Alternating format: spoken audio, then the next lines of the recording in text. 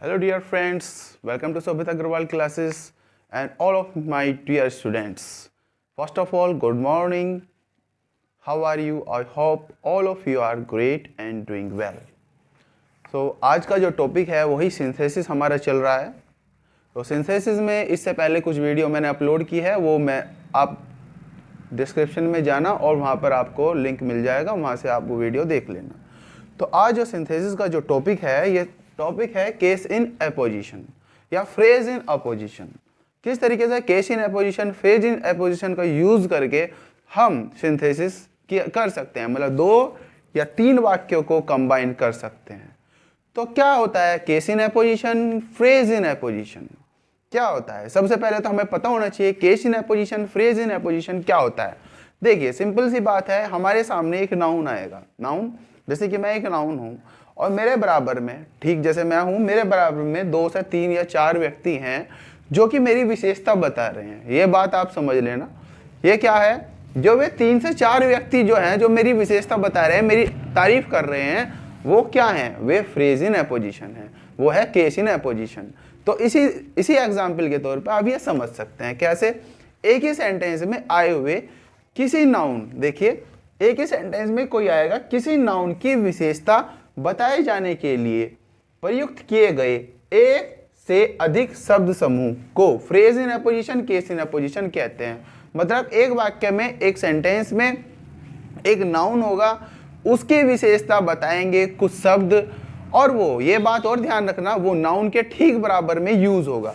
फिर next point पे, synthesis करते समय उन शब्दों को उसी नाउन के निकट कॉमा का प्रयोग करके लिखते हैं। इसमें सबसे बड़ी बात क्या होती है, जो नाउन होगा उसके बराबर में वो शब्द आएंगे और उसमें कॉमा का यूज होगा। यह नाउन के बराबर में आकर उसकी व्याख्या या उसके बारे में अतिरिक्त सूचना देता है। मतलब उसकी एक तरीके उसके बारे में, उसकी विशेषता या व्याख्या या उसके बारे में कुछ एडिशनल इंफॉर्मेशन देता है। तो वो क्या होता है? Case in opposition, phrase in opposition. तो आपके सामने वाक्य इस तरीके से आएगा, तो आपको क्या करना है? Case in opposition, phrase in opposition का यूज करके आपको वाक्य को सिंथेसिस करना है। तो सबसे पहले आप एग्जाम्पल देख लीजिएगा, क्या एग्जाम्पल है, फिर इसके बाद मैं आपको बताऊंगा किस तरीके से वाक्य आप कंबाइन करेंगे। जैसे राणा प्रताप, महाराणा प्रताप, उसके ठीक बाद में कॉमा आ गया। ए ब्रेव सोल्जर, तो ये क्या है? ब्रेव सोल्जर, ये तारीफ है, ये विशेषता बताई जा रही है राणा प्रताप की, कि राणा प्रताप एक brave soldier. Was the king of Mewar, वो मेवाड़ के किंग थे। तो इसके बराबर में क्या हुआ? कोमा करके आया। ये जो आया इसके बारे में विशेषता बता रहा है राणा प्रताप। किस तरह? कबीर के ठीक बाद कोमा आया, अ ग्रेट रिफॉर्मर।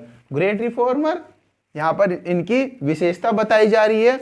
तो इसके ठीक बराबर में जो ये वर्ड आए, वर्डों का समूह आया, और जो उसके बारे में एडिशनल न्यूज दे रहा है, एडिशनल इंफॉर्मेशन दे रहा है, वो क्या है? Case in opposition, phrase in opposition. Was a weaver, वो एक जुल्हाए थे।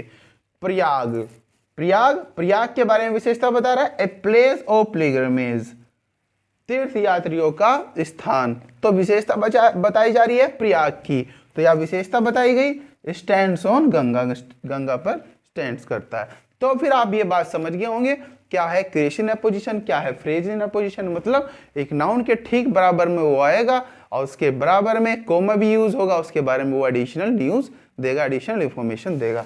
तो ये है केस इन अपोजिशन। अब किस तरीके से वाक्य हम सिंथेसिस में कंबाइन करते हैं, उसे आप डिटेल में एक बार और देख लें।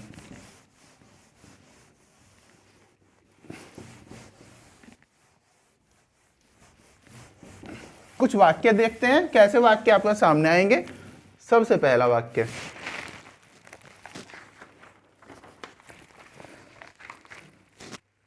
ऐसा वाक्य आएगा आपके पास में, जैसे Rana Pratap was a warrior। Rana Pratap was a warrior। अगर ऐसा है Rana Pratap was a warrior, दूसरा वाक्य आया, he was the king of Mewar. he was the king of Mewar. ऐसा वाक्य आपके सामने है और आपको कहने लगे कंबाइन करना है। कैसा करेंगे कंबाइन? पहले हम सबसे पहले जो हमारा कर्ता है उसे यूज करेंगे, जैसे राणा प्रताप। अब हमें एडिशनल इंफॉर्मेशन हमें मिल रही है क्या, कि वो एक वॉरियर थे, राणा प्रताप ए वॉरियर, उसके बारे में एडिशनल न्यूज हमें मिल गई। यहां से हमने इसे ले लिया, इसे ही केस इन अपोजिशन हमने बना दिया, फिर यहां पर भी कॉमा लगा दो, फिर वाज। अब यहां पे ही बार लिखने की जरूरत नहीं है क्योंकि हमने एक बार यहां पर राणा प्रताप लिख दिया। Was the king of Mewar. तो इस तरीके से यहां पर हमने ऐसे वाक्य कंबाइन किया। और भी वाक्य देख लेते हैं।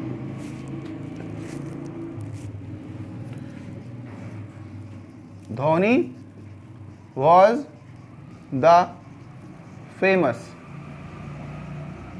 cricketer. Dhoni was the famous cricketer.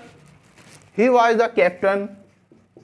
He was the captain of Indian team. Indian team. इस तरीके से यहां पर बात क्या है, किसके बारे में बात हो रही है, धोनी। तो इसे ही पहले सबसे पहले लिखेंगे धोनी। फिर यहां पर हमने कोमा लगाया। कोमा क्यों लगाया, क्योंकि हमें केस इन अपोजिशन का यूज करना है। तो धोनी के ठीक बाद कोमा, द फेमस क्रिकेटर। अब इसकी विशेषता बताई गई है कि द फेमस क्रिकेटर।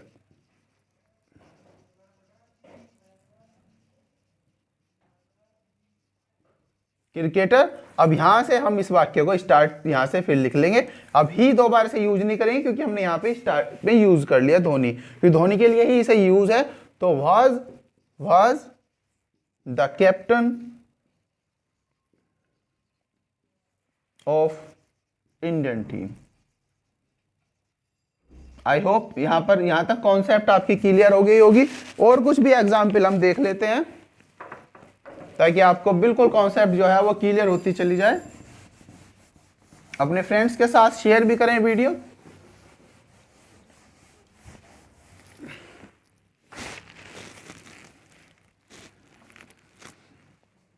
जैसे कबीर वॉज ए वीवर।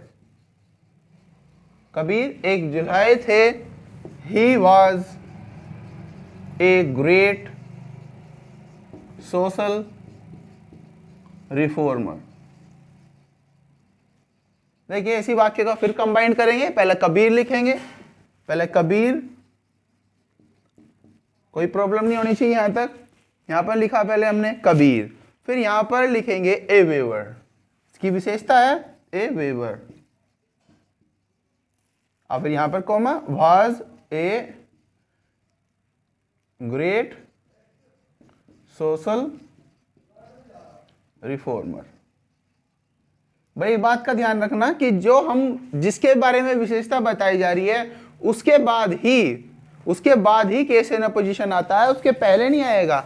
ये नहीं कि आप वेवर पहले लिख देंगे फिर कबीर लिख देंगे, ऐसा नहीं, उसके ठीक बाद आएगा और वो कोमा उसमें जरूर यूज होगा। कोमा होगा तभी हम केस इन अपोजिशन को समझ पाएंगे। देखिए ये सब चीजें क्या होती हैं, कई बार हम इंग्लिश न्यूज़पेपर या आर्टिकल पढ़ते हैं, हम समझ ही नहीं पाते, क्योंकि अगर इस तरीके का आपके सामने वाक्य आएगा आप समझ ही नहीं पाएंगे। लेकिन अब आपको पता चल गया कि नाउन के ठीक बाद अगर कोमा है तो उसके बारे में कुछ एडिशनल न्यूज दी जा रही है, उसके बारे में कुछ एडिशनल चीजें बताई जा रही हैं। तो इसलिए आप यहाँ पे आप कॉन्सेप्ट इजीली समझ लेंगे अगर आप न्यूज़पेपर या आर्टिकल कुछ भी पढ़ रहे हैं। तो ये सब चीजें हमें ट्रांसलेशन के साथ साथ ट्रांसलेशन में भी हेल्प करती हैं, हमें सिंथेसिस में भी हेल्प करती है। और जब हम कोई आर्टिकल या इंग्लिश न्यूज़पेपर कुछ भी पढ़ते हैं वहां पर भी ये सब चीजें हमें हेल्प करती हैं। तो ये सब चीजें हमें क्लियर होनी चाहिए। आपको कुछ और एग्जाम्पल में एक और एग्जाम्पल, क्योंकि एग्जाम्पल आप जितना ज्यादा लिखोगे जितना ज्यादा समझोगे उतना ही ज्यादा कॉन्सेप्ट क्लियर होती चली जाएगी। एक और सेंटेंस देख लीजिएगा। Rahul Gandhi is the son of Sonia Gandhi.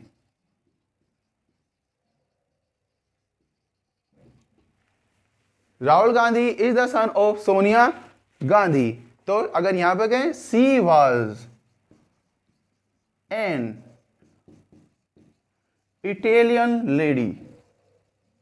अब एक बात समझे आप, विशेषता किसकी बताई जा रही है, किसकी बताई जा रही है विशेषता, बताइए, सोनिया गांधी की विशेषता बताई जा रही है, सोनिया गांधी की। तो जब सोनिया गांधी की विशेषता बताई जा रही है तो केस इन अपोजिशन किसके बाद यूज करना चाहिए, सोनिया गांधी के बारे में। क्योंकि वाक्य देखें, Rahul Gandhi is the son of Sonia Gandhi, Rahul Gandhi Sonia Gandhi का बेटा है। She was an Italian lady, वो इटालियन लेडी है। तो इटालियन लेडी राहुल गांधी तो है नहीं, इटालियन लेडी कौन है, सोनिया गांधी। तो सोनिया गांधी के ठीक बाद केस इन अपोजिशन का यूज करेंगे, वाक्य बनाएंगे, Rahul Gandhi is the son of Sonia Gandhi, और फिर यहां पर कोमा, सोनिया गांधी क्या थी, an Italian lady, Italian lady. ये ऐसा नहीं है केस इन अपोजिशन जो है ठीक वाक्य के स्टार्टिंग में ही होगा, बाद में भी हो सकता है। हमें मैटर क्या है, सबसे बड़ा हमारे लिए मैटर है कि जिस नाउन के बारे में बात हो रही है उसके ठीक बाद हमें यूज करना है, जैसे हमने यहां पे किया। अब एक वाक्य आपको दे रहा हूं, आप खुद बना के लाना उसे। Tagore was a famous writer, Tagore was a famous writer, he road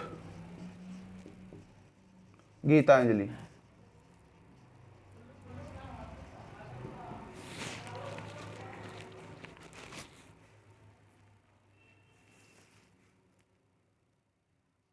he wrote Gitanjali. तो इस वाक्य को आप खुद करें और कमेंट बॉक्स में कमेंट करें ताकि मुझे पता चले कि आपके कॉन्सेप्ट कितनी क्लियर हुई है। तो ये आपकी केस इन अपोजिशन के द्वारा आप किस तरीके से वाक्य कंबाइन कर सकते हैं, वो है एक्सरसाइज न्यू स्टाइल में। हमारी न्यू स्टाइल चल रही है, तो न्यू स्टाइल में एक्सरसाइज नंबर 21, एक्सरसाइज नंबर 21 आपको करनी है। इसका सॉल्यूशन मैं आपको कल प्रोवाइड करा दूंगा। तो ये वीडियो जो लेक्चर है वो आपका कंप्लीट हुआ। Thank you very much. Stay tune with Shobhit Agarwal classes. Video अच्छी लगी हो तो चैनल को सब्सक्राइब करें, अपने फ्रेंड्स के साथ शेयर करें। Thank you very much. Bye bye, bye bye.